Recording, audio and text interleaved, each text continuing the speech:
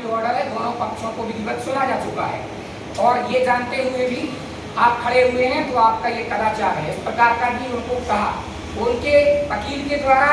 ये आई अपोलॉजिएट, इसके लिए मैं माफी मांगता हूँ, मैं क्षमा चाहता हूँ, इस प्रकार का निवेदन किया गया और कहा गया कि हमारी ये बातें आरएसएस में न ली जाए। तब माननीय न्यायालय ने इस बात को और स्वीकार किया कि ठीक है, अब 7 अगस्त को हम इस प्रकरण को पुनः सुनेंगे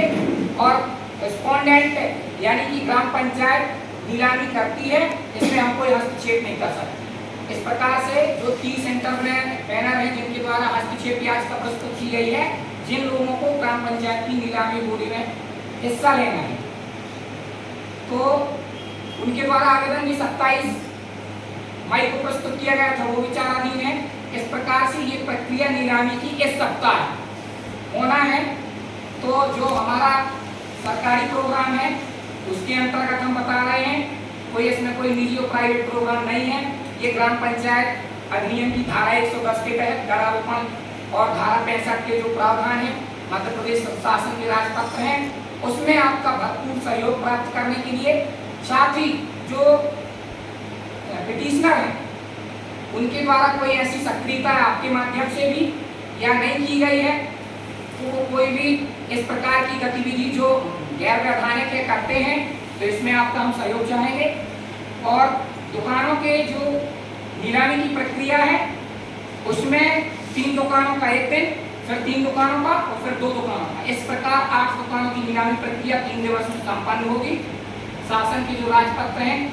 30 लोग जिन लोगों ने पंजीयन लिया है उनको बोलने का अवसर दिया जाएगा। ये बात हमें आपको गहराई से बताना है कि उनके द्वारा हमारे विरुद्ध कंटेम्प्ट भी लगाया गया था, लेकिन वो भी माननीय न्यायालय ने खारिज कर दिया। इनके द्वारा हमारे विरुद्ध 4 बार याचिका प्रस्तुत की गई, न्यायालय ने वो भी स्वीकार नहीं की और जो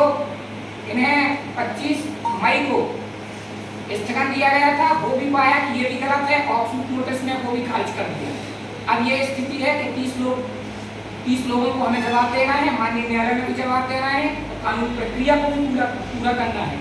तो न्याय हित में और ये जो चली आ रही प्रक्रिया, इसमें उच्च न्यायालय का भरपूर आदेश है, उसी के पालन में हम 3 दिवस की नीलामी करेंगे और ये अवगत कराना चाहते इसकी मुनादी भी करेंगे। और जो 30 यानी 30 पार्टिसिपेंट हैं उन्हें विधिवत सूचित करके बोलने के नियम जो है बताएंगे, फॉर्मेट करेंगे, उनकी अटेंडेंस लेंगे और पूरी की जो कार्रवाई है प्रोसीडिंग है उसको रिटन डाउन करके और बंद लिफाफा करके एक बार पुनः माननीय उच्च न्यायालय में जमा कर देंगे। इसके बाद हमारा वर्क खत्म हो जाएगा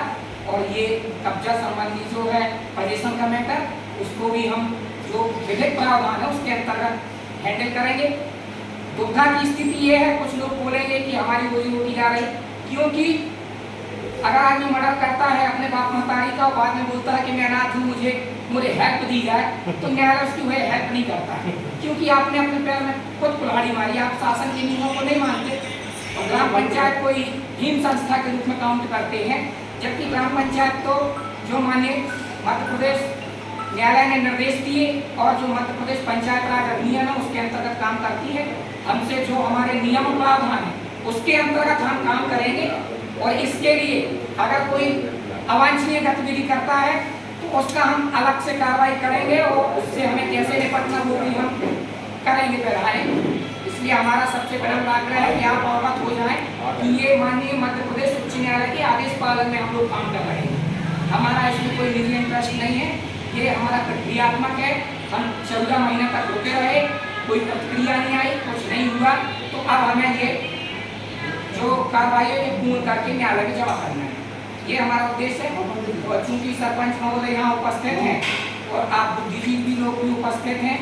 और ग्राम की समस्या है, ग्राम के ही व्यक्ति हैं, तो जो भी अपना वो सुझाव देना चाहते हैं ये होगा ही